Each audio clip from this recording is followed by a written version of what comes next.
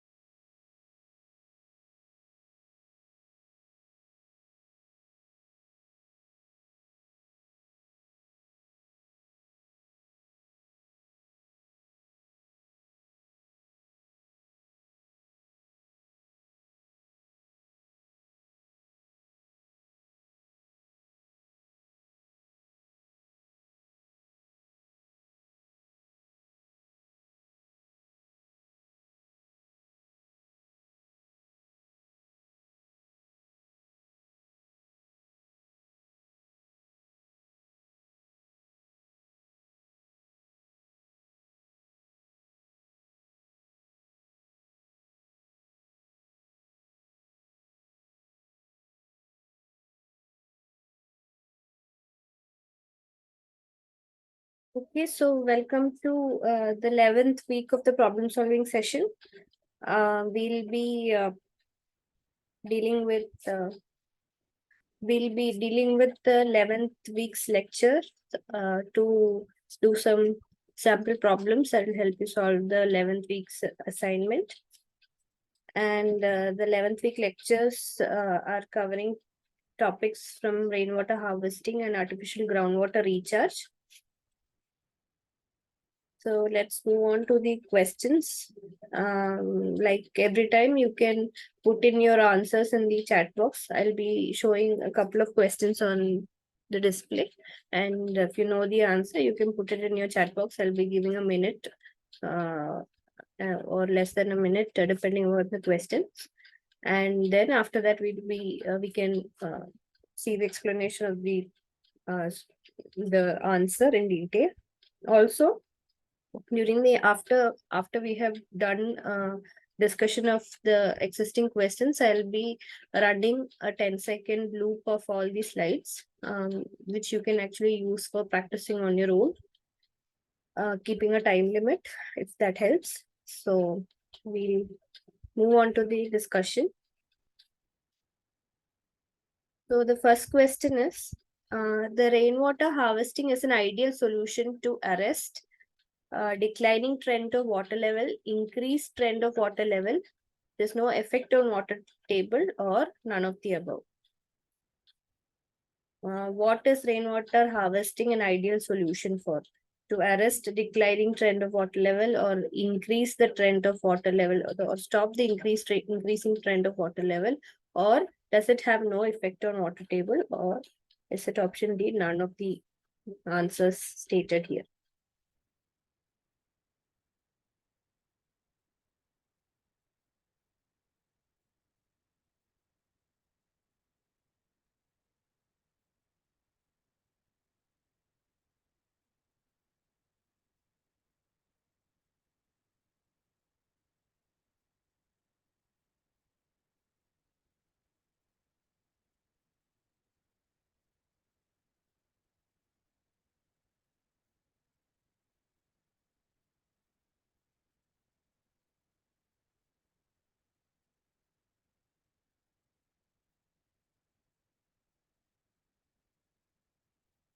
Okay, so let's move on to the solution. So what are the different requirements of rainwater harvesting? We know that the population is increasing, and as the population increases, the demand for water also increases. Now, this increased demand for water is going to exert a huge pressure on the urban water distribution systems to provide water to all the requirement to meet all the necessary requirements for the people. So, through rainwater harvesting, collecting water in the form of rainwater harvesting is going to some extent, if managed in the right way, help in reducing the pressure on the urban supply systems. Now, not only that, because of the increased demand, the water resources are getting depleted because whatever existing resources are providing water, it is also getting depleted because the demand that the demand that is being used for calculation is for the present requirement, and we might have not taken into account the future increase in the population. So one of the reasons, one of the requirement for rainwater harvesting is to meet the requirements of increasing population and increasing demands.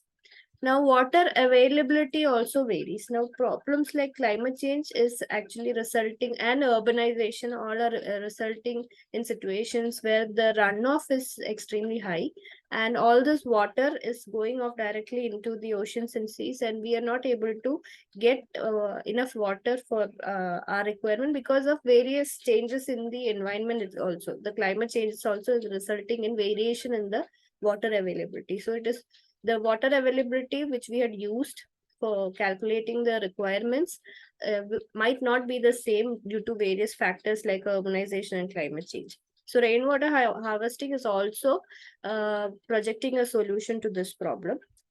Then again, rainwater harvesting is a sustainable way to protect the nature from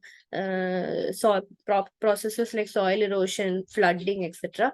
Then again, there is also advantage of even if there is no depletion of resources, or there is a sufficient supply to the required demand, it is advantageous to collect the water that is coming from rain, store it, and use it whenever we require. Also, the quality of water supplies are reducing as a result of lots of problems. There are saltwater intrusions, there's pollution, which is actually polluting the water bodies, also groundwater contamination. So all of this rainwater harvesting can be a solution to such problem also. So our question was, how is rainwater harvesting is the solution to all of these problems that we discussed? When it comes to this answer that is provided, the options provided, it is actually helping to arrest the declining trend of water levels. So water level, it will help harvesting rainwater and using that rainwater to recharge groundwater is actually helping us in maintaining water level and not allowing the water level to decline to a great extent that we cannot make use of it. So the correct answer for question number 1 is option A. Question 2. How many methods of rainwater harvesting are there?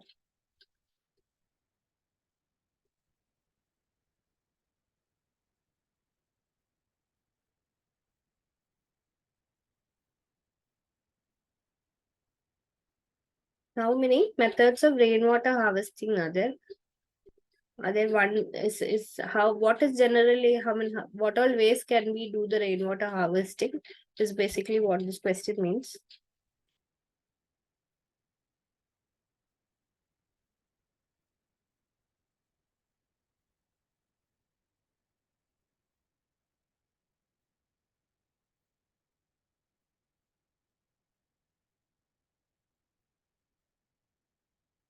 Okay.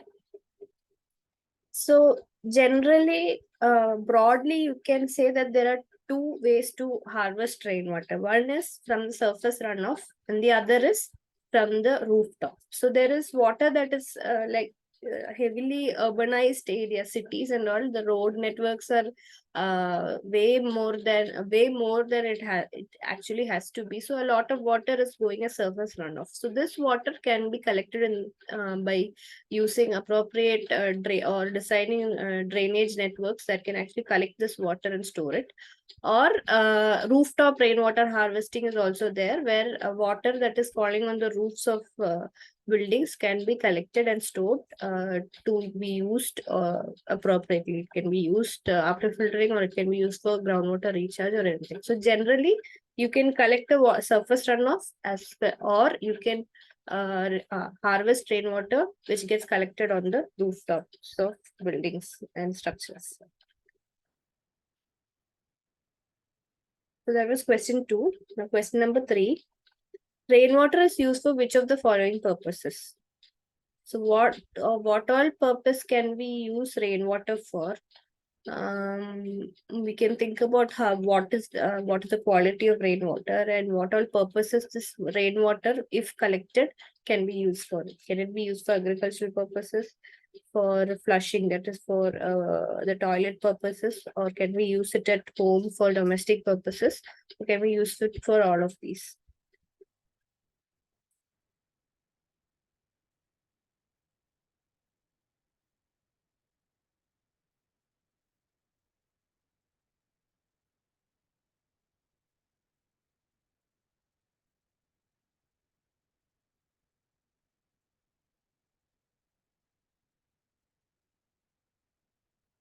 Okay, so the correct answer is what we use, rainwater can be used for whatever purposes we are using the surface water.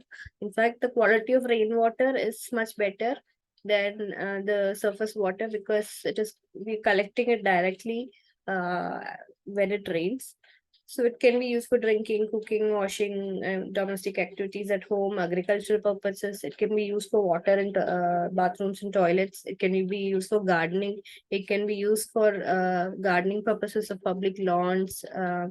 It can be used to provide water for livestock and farming, and it can be used as water for pools, washing vehicles, fire protection. There are numerous uses of rainwater if we are able to effectively collect rainwater. So the correct answer for this question would be option D, all of the above.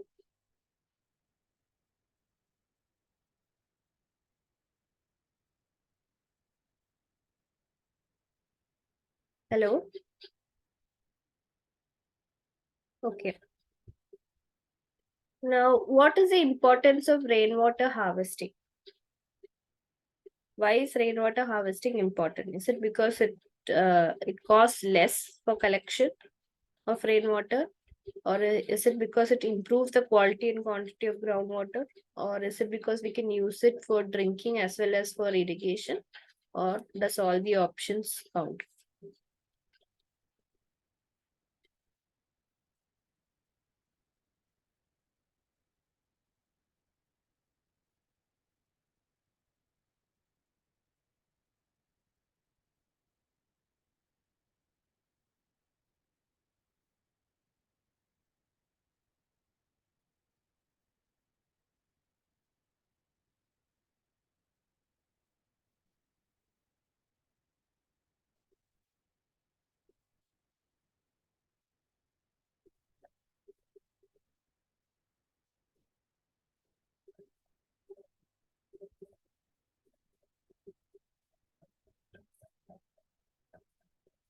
Okay.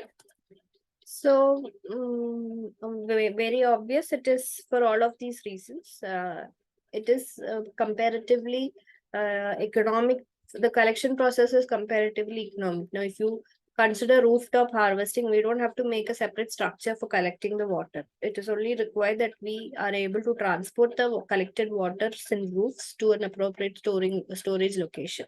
Then again, quantity of groundwater can be improved if you are able to recharge the groundwater using water harvested from rain. It is also helping in improving the quality because water from rain is comparatively better in quality than water that is seeping down, depending upon what content the water has when it seeps down into the ground. Now, suppose it is collecting a lot of pollutants and then it is seeping into the ground. Although there are, as the water goes into the soil, there might be some extent of filtration happening, or there might be contaminants in it. So the quality of rainwater is always better than that of the water that is going into the ground. And this if properly collected, we have neatly arranged or neatly made roofs designed for the purpose of collecting this rainwater, then it can be used for drinking after boiling, can be used for irrigation as well. So for all of these reasons, it is rainwater harvesting is really important and effective. Moving on to the next question. Which out of these is not a component of the rooftop rainwater harvesting system? So we discussed about rainwater harvesting having broadly classified into two methods in which it can be conducted. One is by harvesting the surface runoff, water that falls down onto the surface, which is flowing off as runoff. We can harvest that, or we can do rooftop harvesting. So in rooftop harvesting, what are the major components required or considered when we make a rooftop rainwater harvesting system is the question. Is it the catchment area, delivery system, transportation, or sedimentation?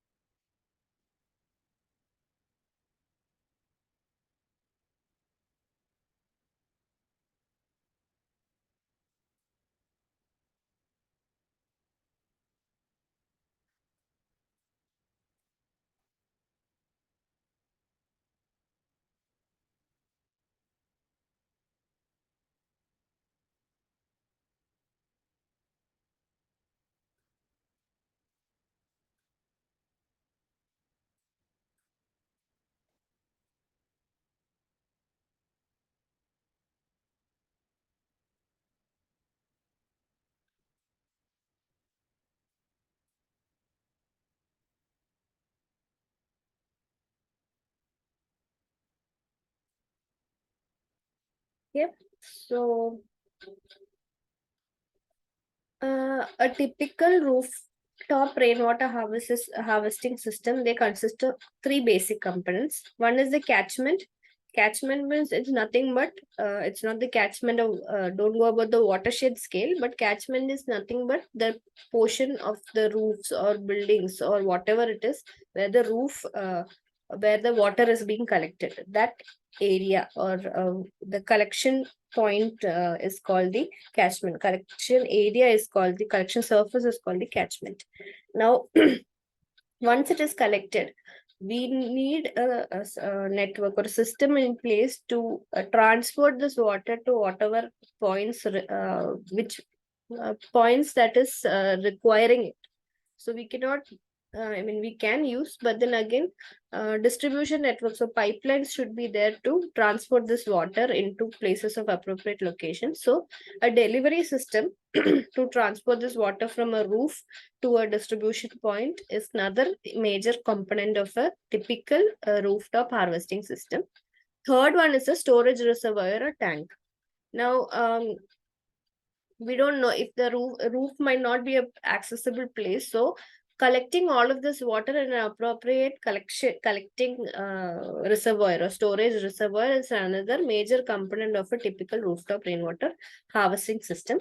So this can be of many sorts. I mean, for small collection, we can manually set up, or we can make the children also set up small rainwater harvester system by asking them to collect it in a place, and then connecting a small pipe through which we can collect the water in a bucket or anything. We can do that in, if there are plenty, if we have plenty of space in the house, we can make small units like that, or we can make use of the rooftop, put pipelines. There are there are these channels that you can attach to roof, which will collect the water in the channels, and then using a pipeline you can direct it towards the storage tank. And rainwater harvesting is mandatory when it comes to designing a house these days. So these are pretty simple network systems, and these three are the major components of a typical rooftop rainwater system. Okay. So the correct answer for this question would be option D. Here, catchment area, delivery system, and transportation and a storage reservoir are some of the major components of a rooftop harvesting system. Sedimentation is not a part of this components of rooftop harvesting system. It can be extended based on the requirement, but the major necessary components are the catchment, delivery, and storage structures. Moving on to the next question. An 8-inch diameter of PVC pipe filter should be used for rooftops having what area? So for rooftops having how much area should an 8-inch diameter of PVC pipe filter be used?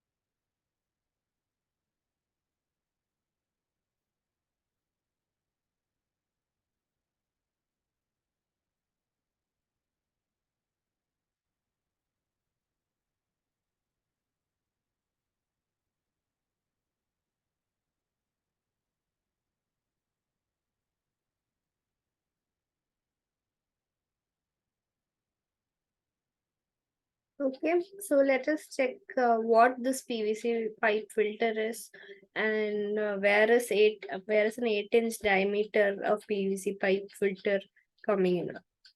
So there are filters that can be used to filter these water that is collected in the rooftop, and one such filter is the PVC pipe filter. So in a PVC pipe filter, it is made up of a PVC pipe, obviously, and it should be approximately in a range of 1 to 1.2 meter length. And the diameter is going to be dependent on the area that is used for collecting the water. So if the rooftop area or whatever area is collecting rainwater, if it is 1,500 square feet, then we require only a 6-inch pipe.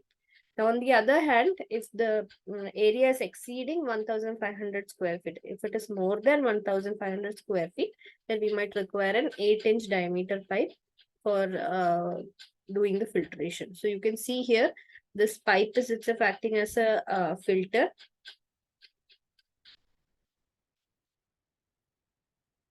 And the diameter of the pipe depends upon how much area is used for collecting the rainwater.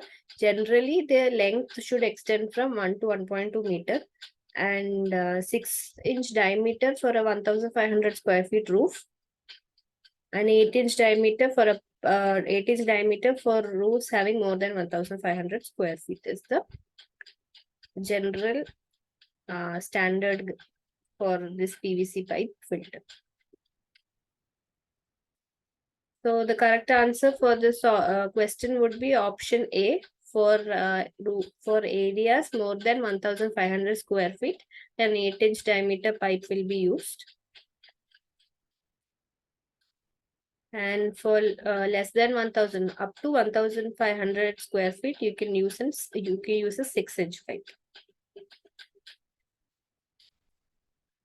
Now moving on to the 7th question. Sorry, there's a discrepancy in the number. Should be 7th. I'll be changing. Now, induced recharge comes under which of the following? You can see here we had studied in the last problem solving session also that there are surface recharge, natural recharge, artificial recharge, and indirect recharge. Then there's also recharging, surface recharge, subsurface recharge, direct recharge, indirect recharge. So induced recharge comes under which category of recharge is the question.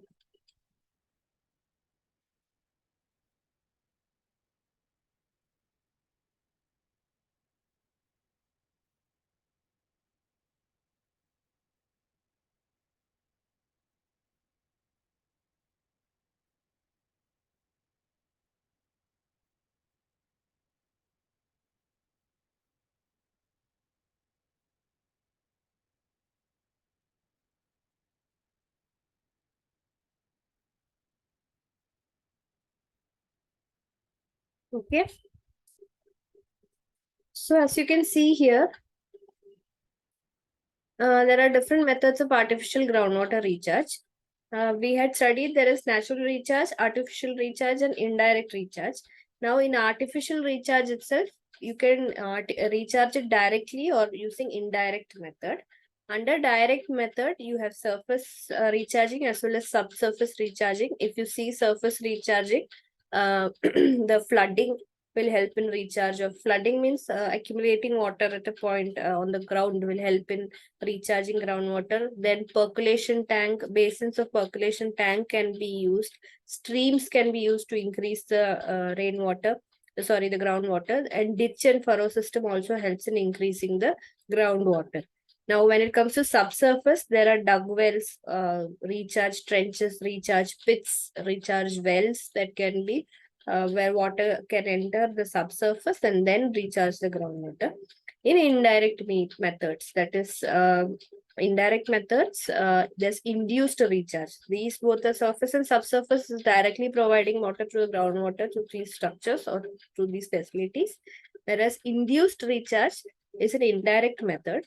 Now, what is this induced recharge is? As you can see in this picture, if there's a stream or a channel of water or a water body, a well is a tube well like structure or a pumping well is constructed next to this or nearby to this water body, and water is a bit of a water is pumped out of this uh, out of from this well. Now, what happens when this pumping takes place is where there will be a drawdown created, and this drawdown will force the water, will create a driving force for the water from the stream to recharge the groundwater. So this requires a lot of estimation about of the area of the soil, of the permeability of the soil, about how much of water, how much of drawdown is happening. But the basic idea is constructing a well near to this water body and forcing that water body to provide water to the groundwater by we are pumping out water in purpose and creating a drawdown. So this drawdown is going to act as a driving force to make this water body to provide water into this groundwater. So if you see this picture, it is self-explanatory. This well, when pumped out, these lines you can see it is created, a drawdown curve or a cone of depression is created, and this cone of depression, for this cone of depression to exist, water has to come from this river into the ground, and this will help in recharging the groundwater. So here they have also mentioned that this method is effective where the stream bed is connected to the aquifer by sandy formation. So this is some of the ideal conditions for this induced recharge to happen. And this is again useful where the streams are perennial. Now, if there are streams where water is not there, this is not a useful method. So it has to be in places where there's perennial stream or a canal which is unlined. So water can actually go inside, go through the base of the canal, go to the bottom of the canal. Lined canals, if you try to induce recharge through these lined canals, water is not going to go below. So that won't be possible. So these are the criterias, few of the criterias that need to be met when induced recharge is being done. Again, it requires a lot of planning and estimations, but the basic idea is this. So this is an indirect method. There's no natural recharge or direct recharge happening. We're forcing recharge to happen. So that is why it is called induced recharge. Okay, moving on. So the answer for this is option C, indirect recharge. Induced recharge is coming under indirect recharge. Moving on to the next question. The depth of recharge trench should be in the range of, in a particular range, and what is this range? Is it should be in a range of 1 to 1.5 meter. The depth should it be 1 to 1.5 meter deep, 3 to 4 meter deep, 1.5 to 3 meter deep, or 0.5 to 1 meter deep? What should generally be the range of depth for a recharge trench is the question.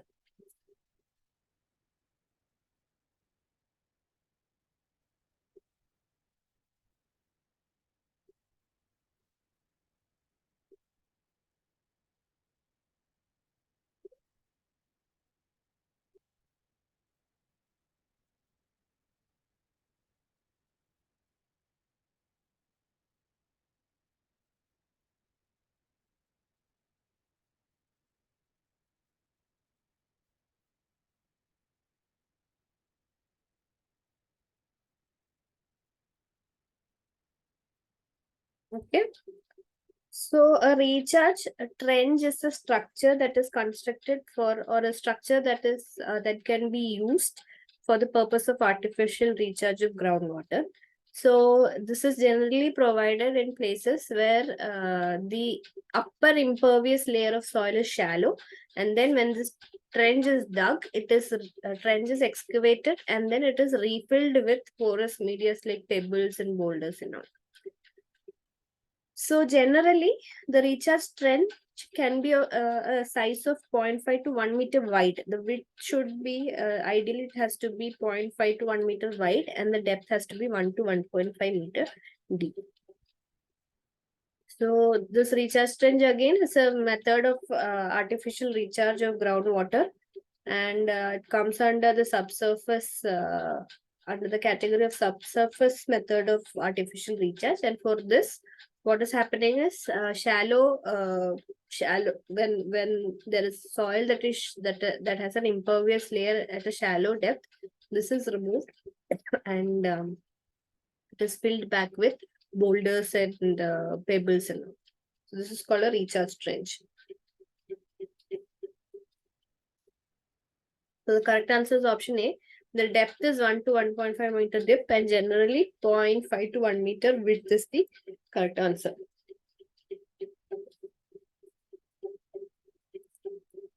Okay. So moving on to the next question. To accommodate more water, what should the diameter of these pitches and shaft be? Should it be more than 1 meter, 0.5 meter, 1.5 meter, or 2 meter?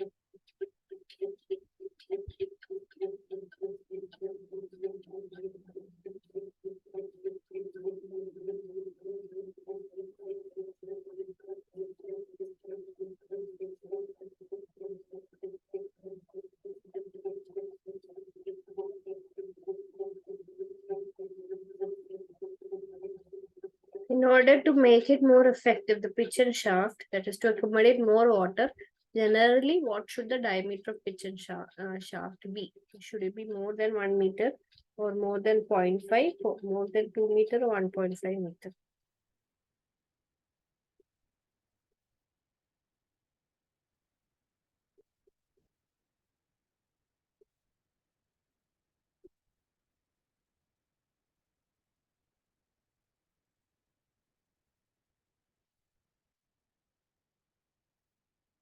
Okay, so moving on to the solution. So again, uh, just like recharge, this is also one method of subsurface recharge used in artificial recharge. Again, this is also appropriate for places where the impervious layer is encountered at a shallow depth.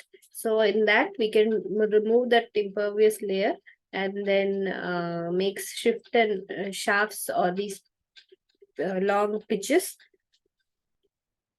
And generally, its diameter has to be more than 2 meters to accommodate more water. So it's a trench is something that is longitudinally constructed. Here, pitch and shaft is more like a well structure, although there would be a lot of casing and all. So these are also constructed where the impervious layer is encountered at shallow depth. When at a very shallow depth there's an impervious layer, then this portion is removed and a shaft is constructed there. So here the depth has, I mean, the diameter has to be more than 2 meter to accommodate more water. So the correct answer for this would be option D, 2 meter. Moving on, which is the first state in India to have made rooftop rainwater harvesting structure compulsory for all the houses across the state? Is it Uttar Pradesh, Maharashtra, Tamil Nadu, Kerala? Although uh, rooftop rainwater harvesting is a mandatory construction requirement these days, the first state in India to make it mandatory or compulsory across the entire state was one out of these four states. Which state is that? Is the question.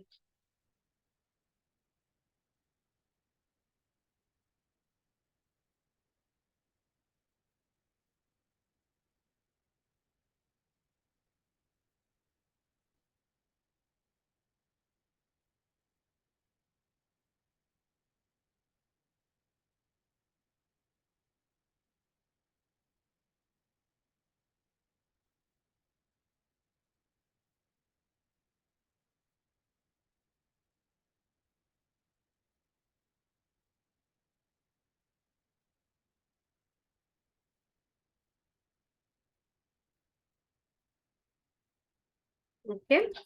So Tamil Nadu is the first state in India to have made rooftop rainwater harvesting structure mandatory for all the houses. So this initiative was undertaken in 2003, and then after that, a lot of states have made it necessary, mandatory as a part of construction of houses that there has to be rooftop rainwater harvesting system.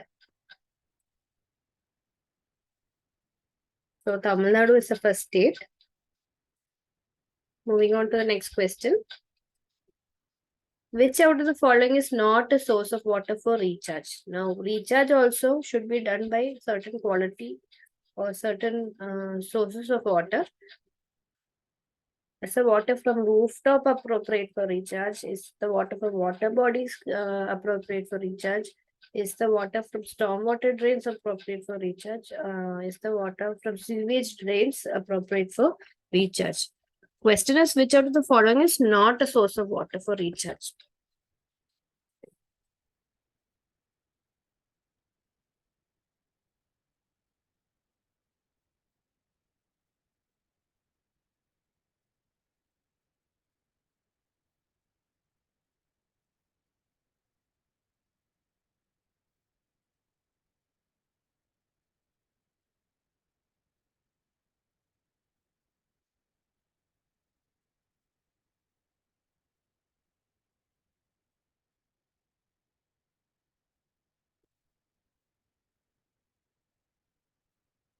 Okay. So it's obvious we can use the water from rooftop, water bodies, and stormwater drains. Stormwater drains is nothing but whatever water is running off on the roads are collected in the stormwaters. But water from sewage drains is not appropriate for recharge. So sources of water from recharge can be from rooftops. It can be from paved and unpaved areas. I'm sorry about the clarity of the slide.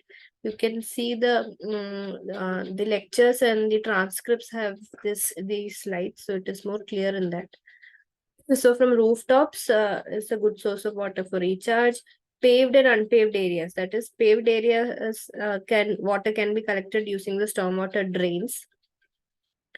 Then water bodies, that is streams, channels, canals, water from that also can help in recharging groundwater. Stormwater drains we discussed. So these are all good sources for water for recharge. But then sewage drains is not an appropriate source because the water has to be sufficiently treated before it can be used for any purposes. So the correct answer for this question would be option D.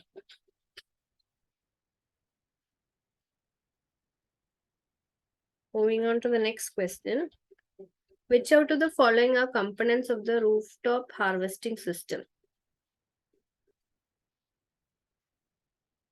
We studied about three basic components of general rooftop harvesting system. Now here again there are I said questions somewhat the same. Which out of the following is are components? This is the first flush, storage system, delivery system, or all of the above.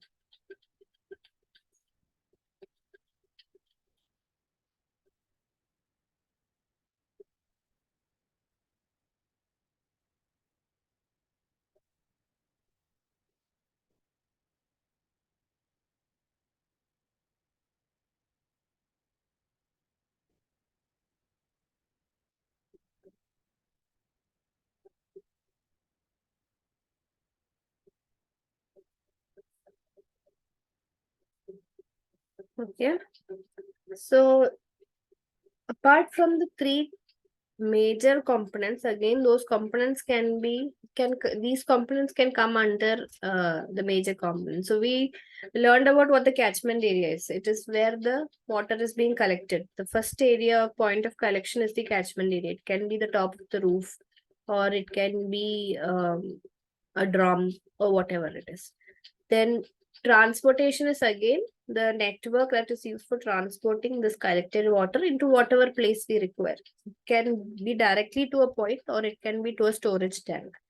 Now, first flush is another system where which is provided in the collecting the catchment area to remove the water that is coming in the first rain. So when rain is occurring, there will be first time when the rain occurs. That first rain has to be removed because it might have contaminants that are being collected from the atmosphere because the atmosphere has been without water for a long time. So all of the rain coming will capture all the pollutants and contaminants in the atmosphere and then fall down. So this water has to be removed, and this first flush is a system for that. It is like a removal system. Then there is a storage system. After that, we can either through a delivery system, you can transport the water to required points, and a filtration system to filter the water if required. So these are all components of a rooftop rainwater harvesting systems. So here the answer would be D, all of the above. First flush, storage system, delivery system, all of these are components of a rooftop harvesting system.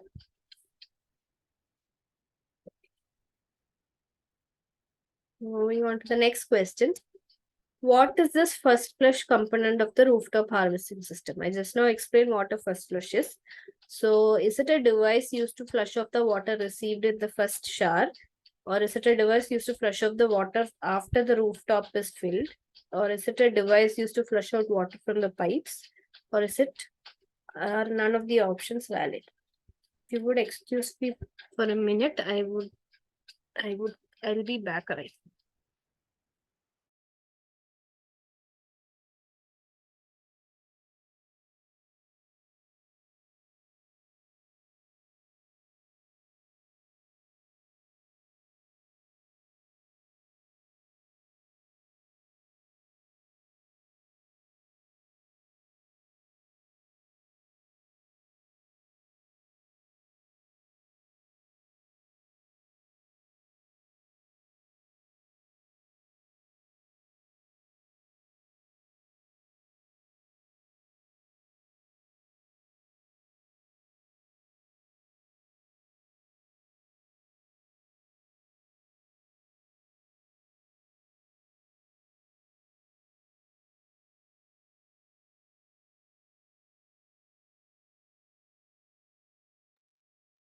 Okay, so what is this first flush component of the rooftop rainwater harvesting system is a question. So you can see here the first flush. It is a device used to flush off the water received in the first shower. Like I said, first shower, it might contain contaminants that are present in the atmosphere. So this water has to be removed. So this first flush is like draining a draining hole, or with a strainer that you can see in the floor traps and all, to remove this, flush out this water from the rooftop. Now this can not only be used for removing the first shower, but it can also be used for removing silt and all which is deposited on the roof. So yeah, that is what a first flush is. So the correct answer for this question would be option A, a device that is used for flushing of the water that is received in the first shower. Moving on, question number 15. Which out of the following is not a filtration system used in rooftop rainwater harvesting? Which option here is not a filtration system? Is it sand gravel filter, PVC pipe filter, charcoal filter, or none of the other?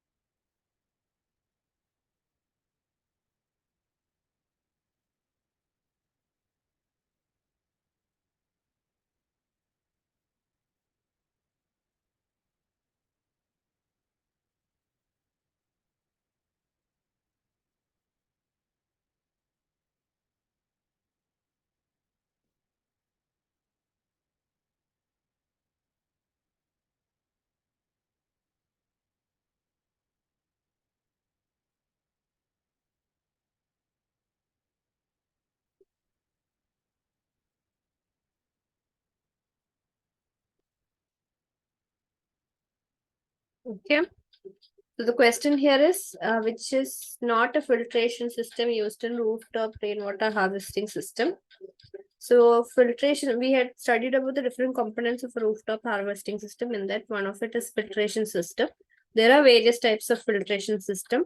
Out of that, three of the filtration systems generally used are the sand gravel filter, charcoal filter, and the PVC pipe filter. We had learned about what a PVC pipe filter is, that what are the dimensions of the pipes required, if, depending on the area. It has to be 1 to 1.2 meter length, and 6-inch diameter if the area is up to 1,500 square feet, and 8-inch diameter if it is um, more than 1,500 square feet. So these three are the type of filters used. So the correct answer will be option D. All of them are filters that can be used. Next question is, what is artificial groundwater recharge?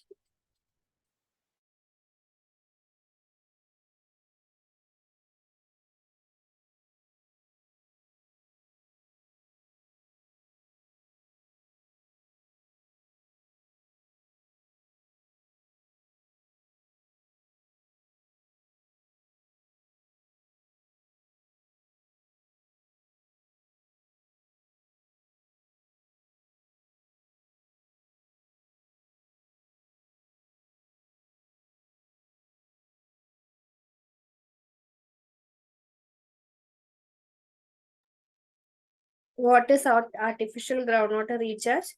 Is it the recharging, groundwater recharging, where the augmentation of the water is at a rate which is much lesser than natural conditions of percolation? Or is it when the groundwater is level is increased at a rate higher than that in natural conditions? Or whether the groundwater recharge is generally augmented under natural conditions of percolation, or all of the above? What is called artificial groundwater recharge is the question.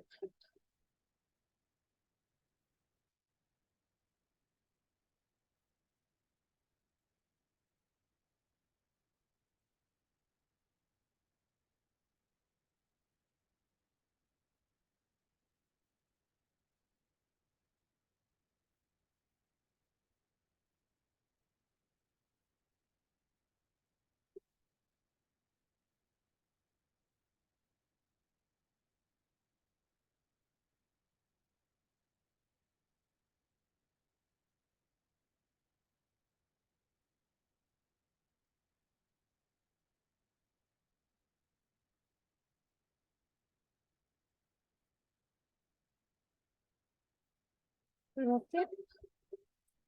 So artificial recharge is nothing but when groundwater recharge or the groundwater levels are increased, augmented at a rate which is higher than the natural conditions of percolation, then that is what is called artificial recharge.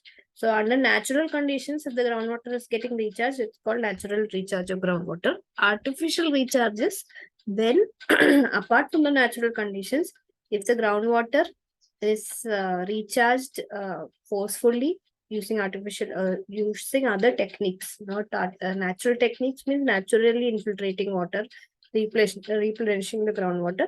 But if there are artificial methods that recharge techniques that is augmenting the water levels at a rate higher than what is happening in under a natural condition, then it is called artificial recharge. So in this question, the correct answer would be option B. Groundwater is augmented at a rate which is much higher than that under natural conditions of percolation. Moving on to next question. What kind of recharge structure is provided in places with shallow impervious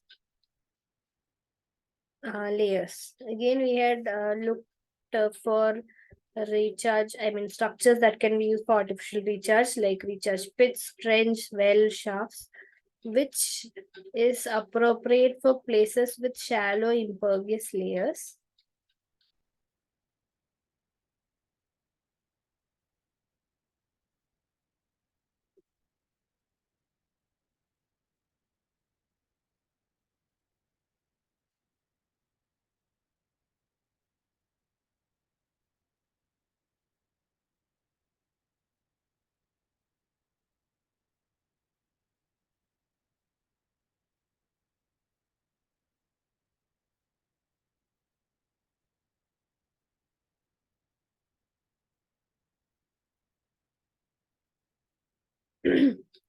So we had again have we had a question regarding the depth of recharge trends. So during that time, we discussed that recharge trenches are structures that are provided where it's not a structure; it is a facility that is provided where the impervious soils have impervious layers at a shallow depth, and then removing this, a trench is constructed and boulders and pebbles are filled into it.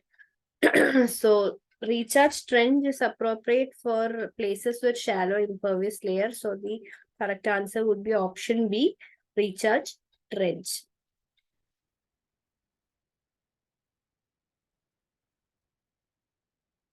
Now, these are the structures that can be created for artificial recharge and rainwater harvesting. For both, it can be used. Recharge pitches, trench, recharge well, recharge shaft. There can be ponds and reservoirs constructed, farm ponds constructed, surface storage structures, recharge through dug wells. These are all some structures that may be used for artificial recharge.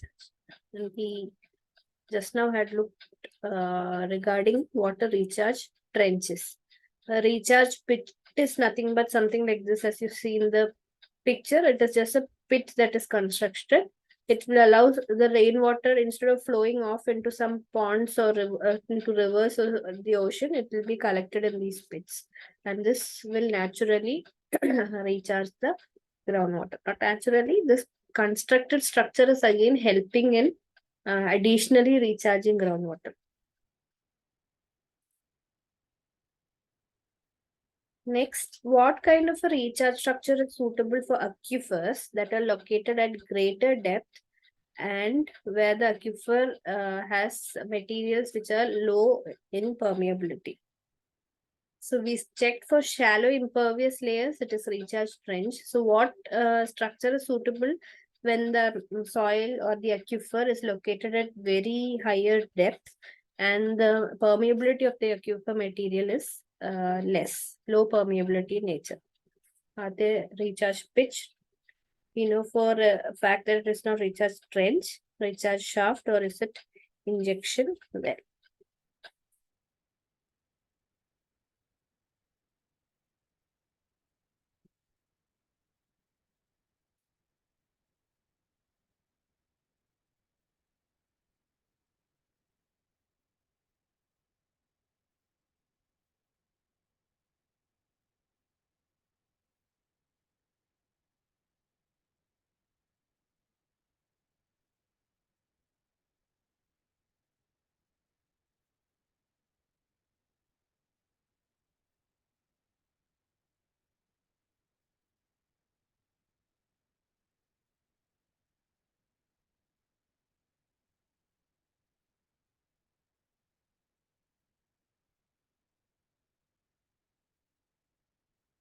Moving on, and the structures which are good in places where the aquifer is deep and the materials have low permeable are of low permeability in nature are recharge wells or injection wells.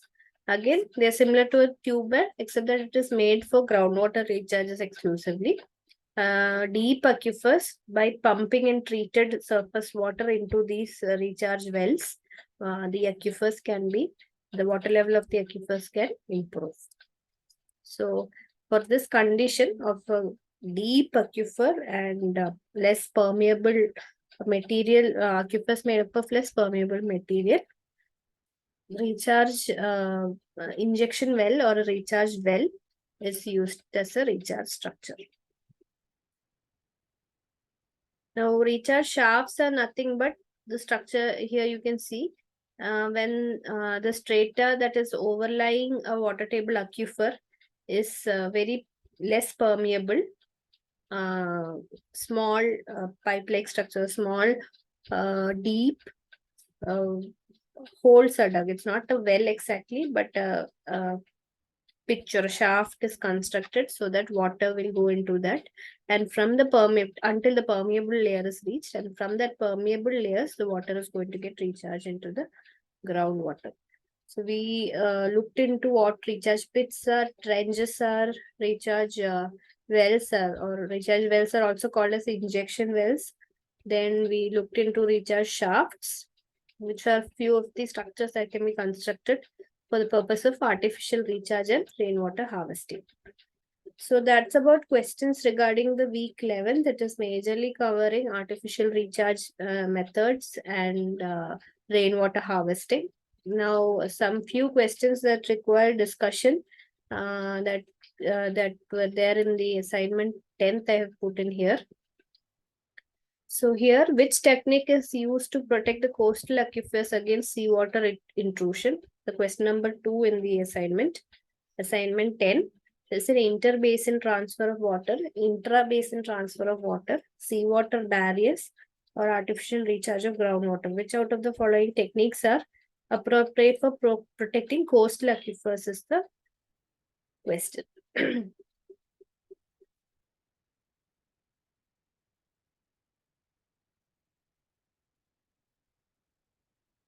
So the answer is seawater barriers. So our seawater intrusion is nothing but salt water that is entering into the groundwater and makes it unfit for use for groundwater aquifers that are close by to the coastal areas. So in order to avoid that, seawater barriers are constructed. They are nothing but uh,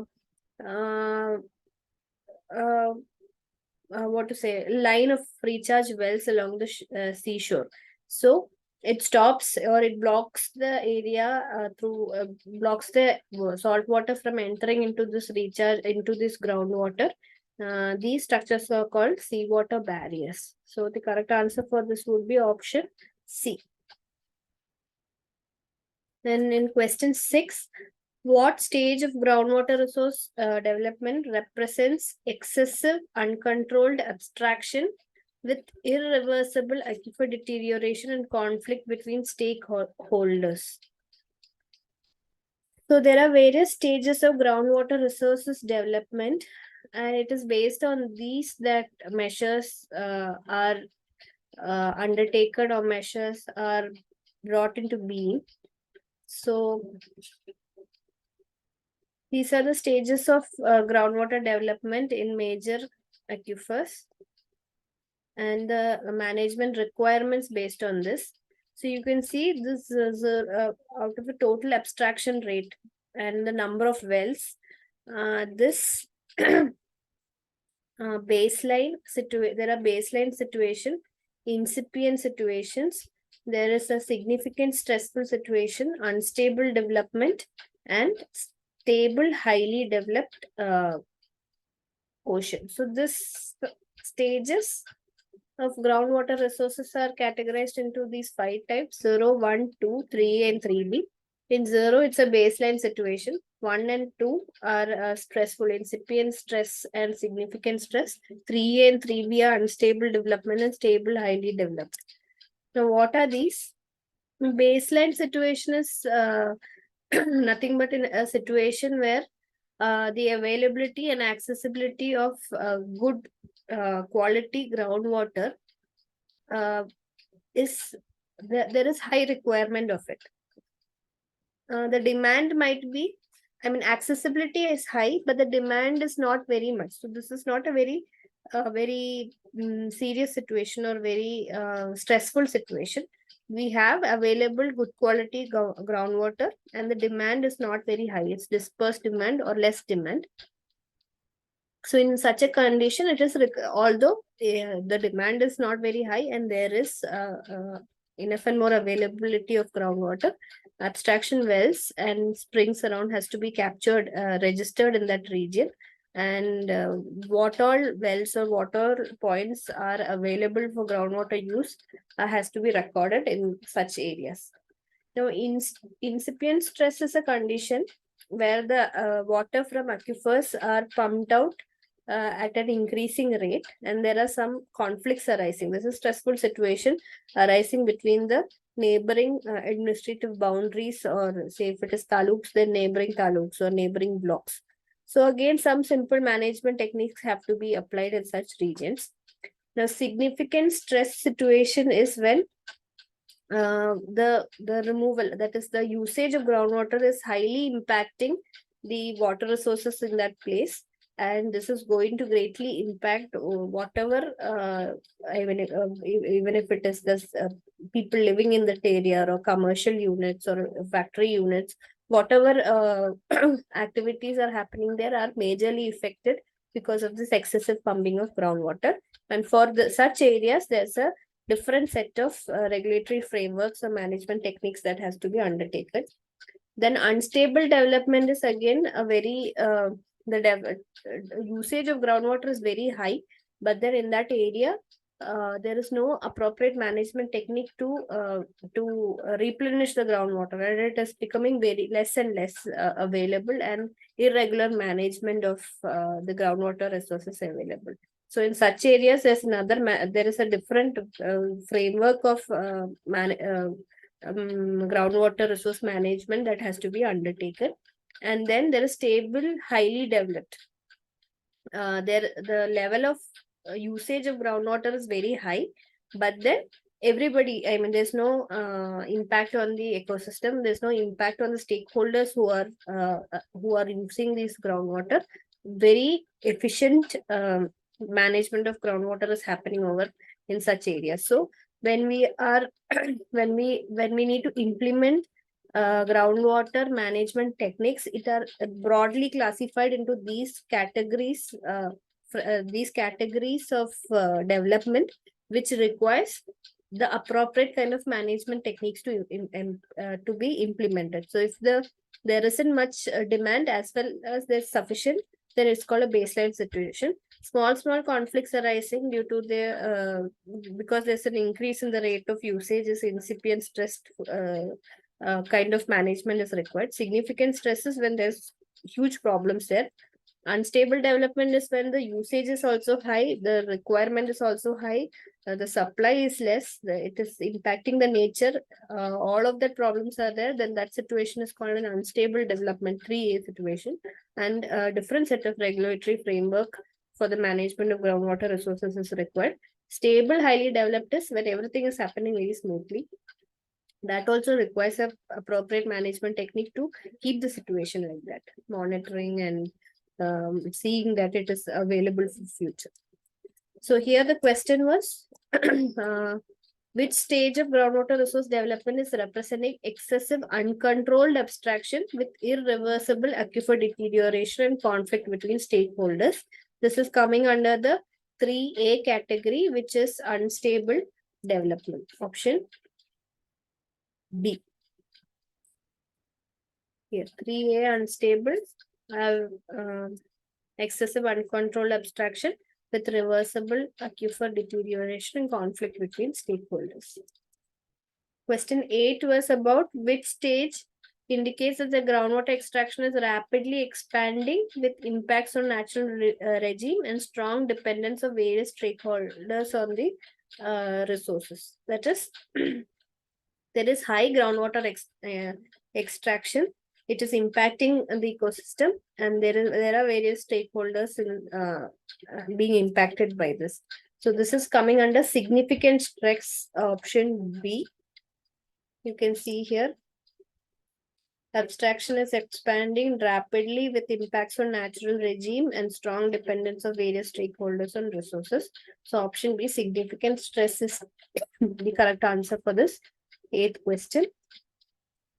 So that will be the discussion for today. We have discussed some questions that is related to your week 11 and some questions involved in the assignment 10 that require discussion.